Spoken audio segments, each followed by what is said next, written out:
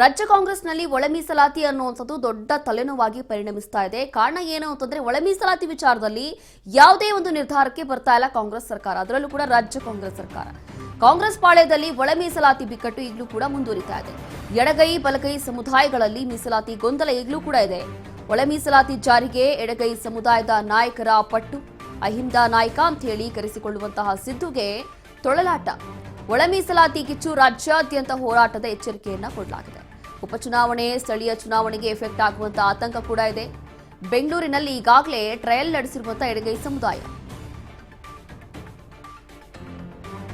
ಉಪಚುನಾವಣೆ, ಸ್ಥಳೀಯ ಚುನಾವಣೆಗೆ ಎಫೆಕ್ಟ್ ಆಗುವಂತಹ ಆಲ್ಮೋಸ್ಟ್ ಸಾಧ್ಯತೆ ಇದೆ. ಇಲ್ಲಿ ಒಳ ಮೀಸಲಾತಿ ವಿಚಾರದಲ್ಲಿ ಬಹಳಷ್ಟು ಗೊಂದಲ ಇರುವಂತದ್ದು ರಾಜ್ಯ ಕಾಂಗ್ರೆಸ್ ಸರ್ಕಾರದಲ್ಲಿ. ಒಳ ಮೀಸಲಾತಿ ನೇಮಕಾತಿಗೆ ಒಂದು ನಿರ್ಧಾರಕ್ಕೆ ಬರ್ತಾ ಇಲ್ಲ ರಾಜ್ಯ ಕಾಂಗ್ರೆಸ್ ಸರ್ಕಾರ ಅನ್ನುವಂಥದ್ದು ದಲಿತ ನಾಯಕರ ಆರೋಪ. ಇದೇ ವಿಚಾರವಾಗಿ ಸದನದಲ್ಲೂ ಕೂಡ ಬಹಳಷ್ಟು ಚರ್ಚೆ ಆಗಿತ್ತು. ಆದರೂ ಕೂಡ ಎಡಗೈ ಬಲಗೈ ಸಮುದಾಯಗಳಲ್ಲಿ ಮೀಸಲಾತಿ ಗೊಂದಲ ಈಗಲೂ ಕೂಡ ಮುಂದುವರಿತಾ ಇದೆ. ಕಾಂಗ್ರೆಸ್ ಪಾಳಯದಲ್ಲಿ ಒಳ ಮೀಸಲಾತಿ ಬಿಕ್ಕಟ್ಟು ಯಾವ ಮಟ್ಟಕ್ಕಿದೆ ಅಂತ ನೋಡ್ತಾ ಇದ್ದೀವಿ. ಅದರಲ್ಲೂ ಕೂಡ ಒಳ ಮೀಸಲಾತಿ ಜಾರಿಗೆ ಎಡಗೈ ಸಮುದಾಯದ ನಾಯಕರು ಪಟ್ಟು ಹಿಡಿದಿದ್ದಾರೆ. ಒಳ ಮೀಸಲಾತಿ ಜಾರಿಯಾಗಬೇಕು ಅಂತ ಹೇಳಿ ಎಡಗೈ ಸಮುದಾಯದ ನಾಯಕರು ಪಟ್ಟು ಹಿಡಿದಿರುವಂಥದ್ದು. ಪ್ರತಿ ಬಾರಿ ಯಾವಾಗೆಲ್ಲ ಮೀಟಿಂಗ್ ಆಗುತ್ತೋ ಆ ಟೈಮಲ್ಲಿ ಒಳ ಮೀಸಲಾತಿ ವಿಚಾರವಾಗಿ ಬಹಳಷ್ಟು ಚರ್ಚೆ ಆಗುತ್ತೆ. ರಾಜ್ಯಾದ್ಯಂತ ಹೋರಾಟ ಮಾಡ್ತೀವಿ ಅಂತೇಳಿ ಎಚ್ಚರಿಕೆಯನ್ನ ಕೊಡ್ತಾ ಇದ್ದಾರೆ ದಲಿತ ನಾಯಕರು. ಉಪಚುನಾವಣೆ, ಸ್ಥಳೀಯ ಚುನಾವಣೆಗೂ ಕೂಡ ಮುಂಬರುವಂತಹ ಜಿಬಿಎ ಚುನಾವಣೆ ಇರಬಹುದು ಅಥವಾ ಲೋಕಲ್ ಬಾಡಿ ಎಲೆಕ್ಷನ್ ಇರಬಹುದು, 2028ರ ಚುನಾವಣೆ ಇರಬಹುದು, ಎಲ್ಲದಕ್ಕೂ ಕೂಡ ಆಲ್ಮೋಸ್ಟ್ ಎಫೆಕ್ಟ್ ಆಗುತ್ತೆ ಒಳ ಮೀಸಲಾತಿ ವಿಚಾರ.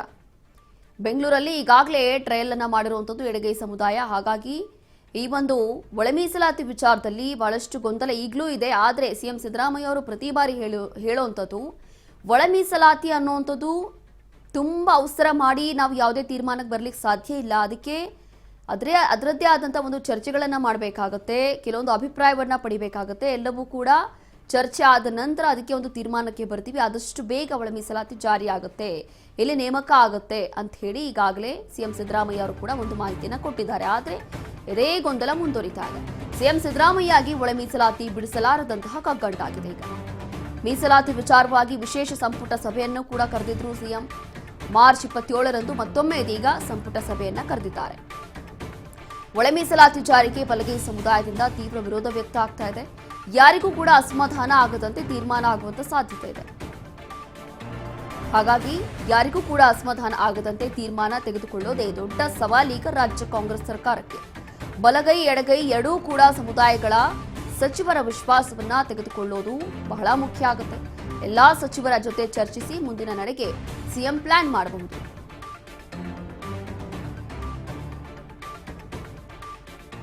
ಹೇಗಾದ್ರೂ ಮಾಡಿ ಎಲ್ಲಾ ಸಚಿವರ ಎಡಗೈ ಹಾಗೂ ಬಲಗೈ ಸಮುದಾಯದವರ ಸಚಿವರ ವಿಶ್ವಾಸವನ್ನ ತೆಗೆದುಕೊಳ್ಬೇಕು ಅಂತ ಹೇಳಿ ಸಿಎಂ ಸಿದ್ದರಾಮಯ್ಯ ನೋಡಿ ಈಗ ಮತ್ತೊಮ್ಮೆ 27ನೇ ತಾರೀಕು ಒಂದು ಸಚಿವ ಸಂಪುಟ ಸಭೆಯನ್ನ ಕರೆದಿದ್ದಾರಂತೆ. ಈ ಸಚಿವ ಸಂಪುಟ ಸಭೆಯಲ್ಲೂ ಕೂಡ ಒಳ ಮೀಸಲಾತಿ ವಿಚಾರ ಚರ್ಚೆ ಆಗುವಂತ ಸಾಧ್ಯತೆ ಇದೆ.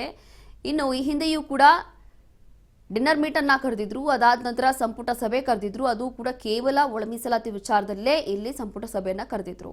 ಆದ್ರೆ ಕೆಲವೊಂದು ಪರ ಹಾಗೂ ವಿರೋಧದ ನಡುವೆ ಯಾವುದೇ ಒಂದು ತೀರ್ಮಾನಕ್ಕೆ ಬರಲಿಕ್ಕೆ ಸಾಧ್ಯ ಆಗಿಲ್ಲ.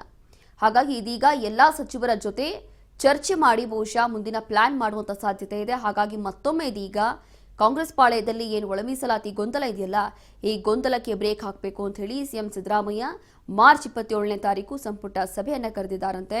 ಅದರಲ್ಲೂ ಕೂಡ ಯಾವಾಗ ಮೊನ್ನೆ KH ಮುನಿಯಪ್ಪ ಹಾಗೂ ಗೃಹ ಸಚಿವ ಪರಮೇಶ್ವರ್ ಅವರು ಭೇಟಿಯಾಗಿ ಒಳ ಮೀಸಲಾತಿ ವಿಚಾರದಲ್ಲೇ ಬಹಳಷ್ಟು ಚರ್ಚೆಗಳನ್ನು ನಡೆಸಿದ್ರು. ದಿಢೀರಾಗಿ ಅವ್ರ ಮನೆಗೆ ಹೋಗಿಯೇ ಭೇಟಿಯನ್ನ ಮಾಡಿ ಚರ್ಚೆ ಮಾಡಿದ್ರು. ಆದರೆ ಅದೇನು ಚರ್ಚೆ ಮಾಡಿದ್ರು ಅನ್ನುವಂಥದ್ದು ಈಗಲೂ ಕೂಡ ಬಹಳಷ್ಟು ಗೊಂದಲ ಇದೆ. ಅದಾದ ನಂತರ ಒಂದು ಡಿನ್ನರ್ ಮೀಟಿಂಗ್ ಕೂಡ ಸಿಎಂ ಸಿದ್ದರಾಮಯ್ಯ ಅರೇಂಜ್ ಮಾಡಿದ್ರು.